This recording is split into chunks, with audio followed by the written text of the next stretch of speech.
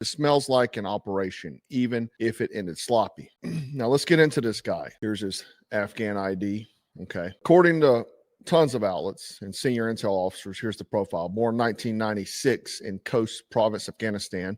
Starts working with U.S.-backed forces as a teenager around 15 or 16 years old. Joins the CIA-backed Zero Unit in Kandahar, okay?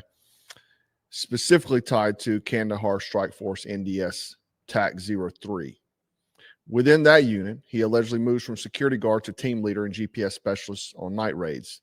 He fights alongside U.S. Special Forces and CIA on direct action missions against the Taliban and al-Qaeda. Friends would go on to say that he later struggled from what he had seen, bodies, blood, the whole 9 yards, and started spiraling. Started smoking weed, bad decisions, quick second marriage and divorce. They describe mental health problems, pressure, and guilt. Now, when the U.S. bails out in Afghanistan in August 2021 and Kabul collapses, he and his family are put on the good Afghan list, okay? September 8, 2021, he arrives in the U.S. under Operation Allies Welcome, Biden's emergency airlift and resettlement program for Afghans who work with us. He resettled in Washington State with his wife and 5 kids.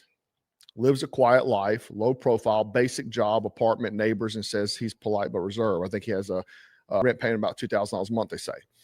April 2025, under the Trump administration, he's granted asylum. That's the legal green light saying you're staying. Fast forward to Thanksgiving week, the same guy drives roughly 2,600 miles from Washington State to Washington, D.C. with a revolver and allegedly ambushes the very uniform he once partnered with. That is not a glitch in the system. That is the system blowback from 20 years of a proxy war, okay?